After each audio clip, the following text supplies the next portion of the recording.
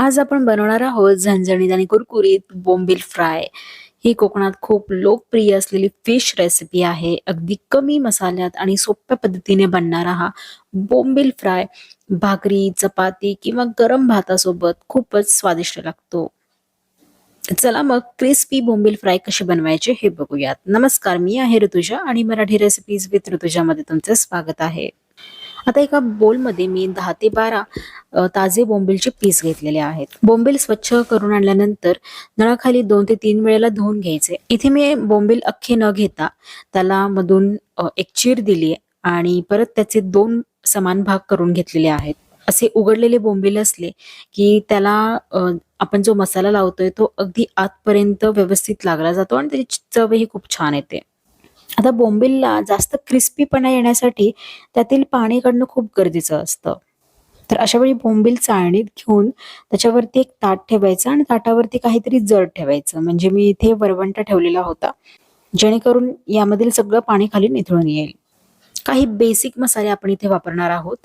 तर अगदी पाव चमचा हळद घातलेली आहे, त्याच्यानंतर अर्धा चमचा लाल तिखट। आता याचे प्रमाण तुम्ही तुमच्या आवडीनुसार कमी जास्त ठेवू शकता। अर्धा चमचा धणापूड घातल्यानंतर 1 चमचा फिश फ्राय मसाला घालते। हा कुठल्याही मार्टमध्ये वगैरे तुम्हाला मिळून जाईल।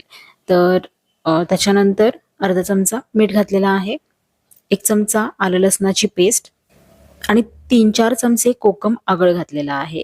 कोकम आगळ नसेल तर तुम्ही आमसूल घाला आणि आमसूल पण नसेल तर तुम्ही लिंबाचा रस वापरू शकता। हा मसाला बोंबीलवरती सगळ्या बाजूनी व्यवस्थित चोळून घ्यायचा। मसाला लावून मॅरिनेट करायला ठेवले नाही तरी चालते। जास्त वेळ असेच बोंबील तुम्ही जर ठेवले तर ती मऊ पडतात आणि तुटू शकतात।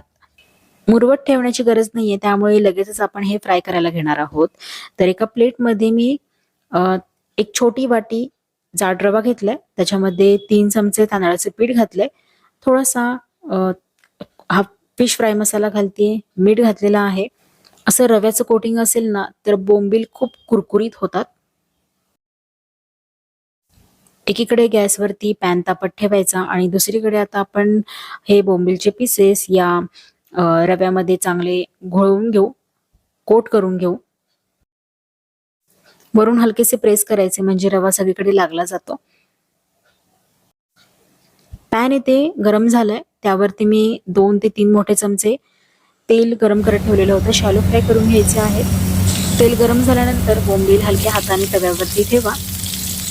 3 ते 4 मिनिटे खालची बाजू मध्यम आचेवरती फ्राय करून घेऊ आणि त्याच्यानंतरच आपण ही पलटी करून घेणार आहोत। पलटी करताना अगदी सावकाशपणे पलटी करायची आहे। एकदा का बोंबील खालून कडक झाले की आपल्याला ते व्यवस्थित पलटी करता येतात। गरज असल्यास आणखीन तेल घेऊ शकता। आपल्याला हे मोठ्या आचेवरती फ्राय करायचे नाहीयेत, मध्यम आचेवरतीच फ्राय करायचे। मोठ्या आचेवरती केलं तर बाहेरून पटकन जळतील आणि आतून कच्चेच राहतील। बोंबील सारखी पलटी न करता फक्त 2 ते 3 वेळाच पलटी करा आणि शिजायला जास्त वेळ सुद्धा लागत नाही। त्यामुळे दोन्ही बाजूनी अगदी कुरकुरीत आणि खमंग झाल्यानंतर प्लेटवरती काढून घेऊ।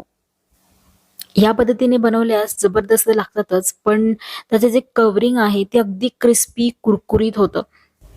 आतून एकदम ज्युसी आहे, बाहेरून क्रिस्पी। तर हे कुरकुरीत बोंबील फ्राय तुम्ही गरमागरम भाकरी, भात किंवा सोलकढी सोबत सर्व्ह करू शकता। दुपारच्या जेवणाचा मस्त बेत आहे हा। त्यामुळे व्हिडिओ सेव्ह करून ठेवा आणि रेसिपी आवडली असल्यास लाईक करा, शेअर करा आणि चॅनलला सबस्क्राईब करा। भेटूयात परत अशाच वेगवेगळ्या रेसिपींसोबत। तोपर्यंत मस्त राहा आणि काळजी घ्या।